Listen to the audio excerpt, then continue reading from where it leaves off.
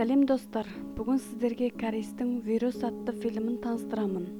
Оңтүстік Шығыс Азиядан келген заңсыз иммигранттар ақша табу арманымен зат тасымалдайтын контейнерге орналастырылды. Кенеттен мәлім біреудің тоқтаусыз жөтелген дыбысы бастығының назарын өзіне қаратты. Науқассың ба деп сұрағанда, ол жақсымын деп жауап берді.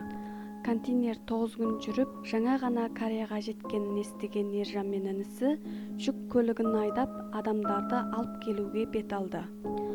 Қорапты тауып есігін ашқанда, мұрын жаратын сасы иіспен жым-жыртық. Бұл жағдай екеуінде күмәнін қозғайды. Мән жайын білу үшін інісі дереу телефонның шырағын жақса, іші толған өлік. Енді қаша бергенде інісінің балтырын біреу ұстап алады. Оның аты Мынсай. Олар Мынсайды қаланың орталығына ертіп келген кезде, Мынсай екеуіне білдіртпей қашып кетті. Мәлім уақыттан кейін ержанның інісі қатты қызып, дәріханаға барады.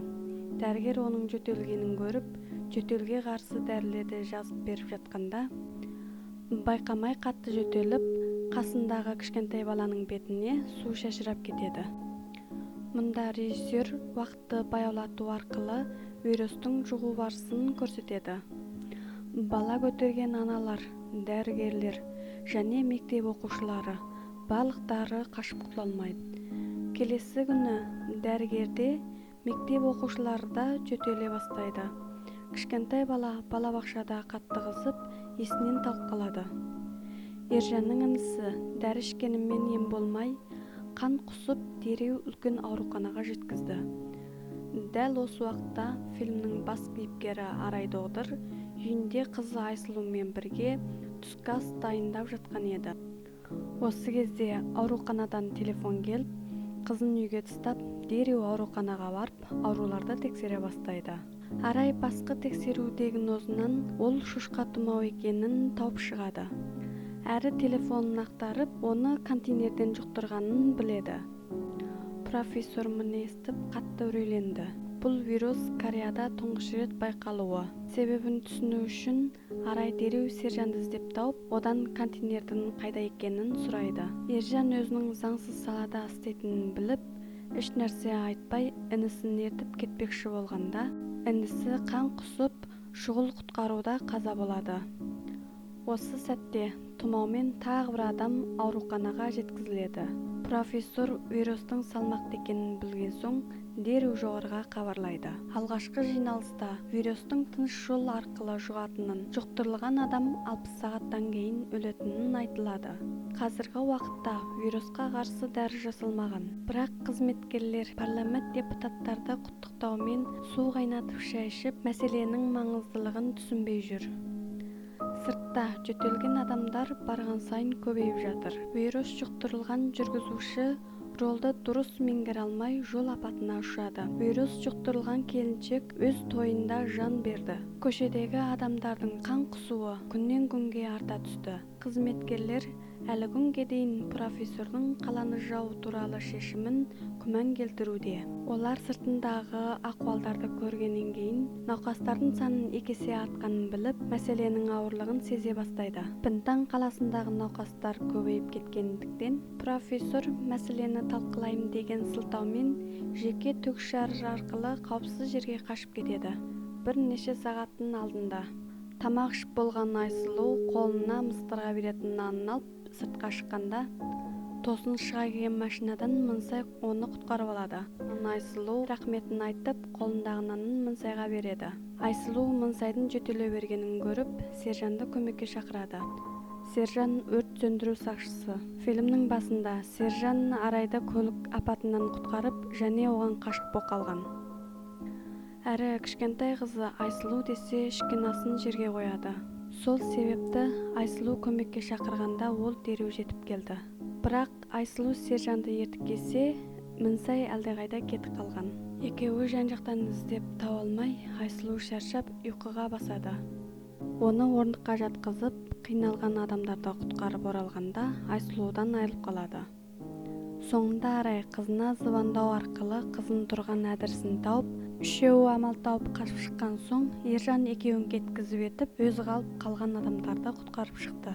ақштан шақырылған медициналық зерттеушінің айтуынша, бірінші, барлық адамдар бетперде кию, үкімет белгілеген қауіпсіз жерге бару. Екінші, киімді шешіп бір-бірлеп тексеру. Егерде денесінде қызылдақ немесе жөтел болса, адамдарды емдеу орталығына апару. Үшінші, барлық адамдарды шатыршаның ішіне 48 сағат бойы бақылау керек. 48 сағаттан кейін ауру жоқ болса, босатуға болады. Бірақ арай олай ойламады. Себебі, жұқтырылған адам мен сау адамды жақындастыру өте қауіпті. Бірақ ол өз қызын ғана ойлап, қызын жөтелткізбей, тексеруден сәтті өтіп кетті. Көптеген адамдар наразы болмай, полициялармен ерегесе бастағанда, қарулы полициялар оларды атпақшы болды. Дәл осы кезде сарбас деген ақ қалатты маска таққан жауынгер бастық келіп, соғысты тоқтатты. Бірақ бұл фильмда ол ең жаман адам.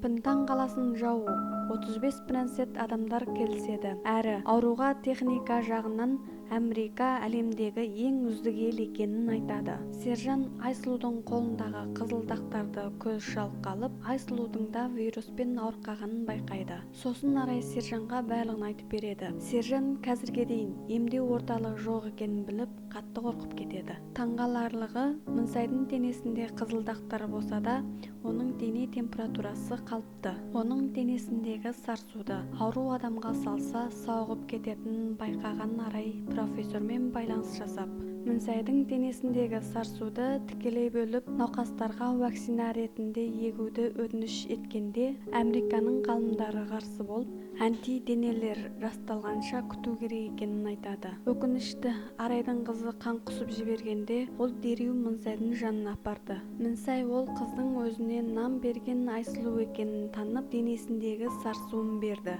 Бұлардың әрекетін жаман сарбас көріп қойып, полиция шақырып, Айсұлуды өліктердің арасына апарып тастайды. Сержан шатырдан шыққанда, Айсұлудың шашына таққан гүлін көріп қойып, Айсұлуды жан-жақтан іздейді. Емдеуге арналған районның жоқ екенін білген соң, өліктердің арасын тінтіп жүріп, Айсұлуды тауып құтқарып шығады. Өліктерді өртегенін көрген сырттағы адамдар өкіметке қарсы шықты. Осы уақытта Ержан Мансайды көрген соң, інісін кегін алу үшін Мансайды қатты жарақаттап кетеді. Арай қызын да іздемей, Мансайды құтқару машинасымен алып бара жатқанда, жол ортада Мансай қайтыс болады. Бұл хабарды естіген президент қатты қайғырды. Пентан қаласындағы халықтар көтеріліп, Пентан қаласынан Сеулге барамыз. Сеулдің адамдарына қорқынышты тұмаудың дамын татқызамыз деп айғайлайды.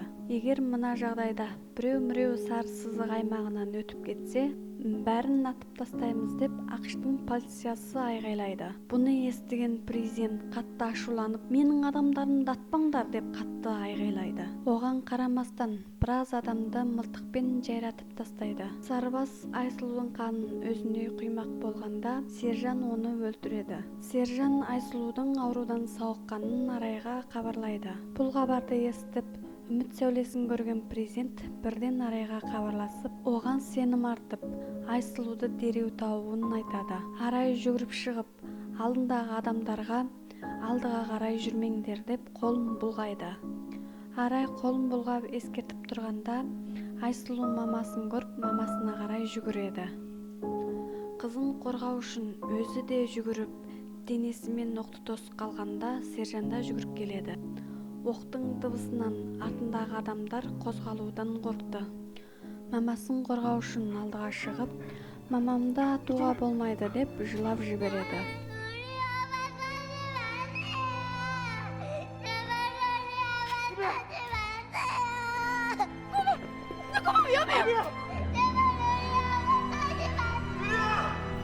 Бұны көрген президент және артындағы адамдар барлығы жүгіріп келіп, үшеуін қорғамақ болғанда, Американың бастығы, егерде адамдарды бірақ босатсақ, ауру бүкіл әлемге тарайды деп қарсы болады. Шыдамы таусылған президент қарулы әскерлермен әуе соқтықтарын тоқтату үшін Американың адамдарымен шайқасты. Американың адамдары жеңіліп, Кореядан шығып кетті. Ең соңында Айсұлудың денесінде антиденелері бар болып, Кореяның бүкіл адамдарын құтқарды. Бұл фильм Ким Сон Су режиссердің 2013 жылғы шығармасы. Әсіресе осы ерекше уақытта көп адамдар бұл фильмді еске алды.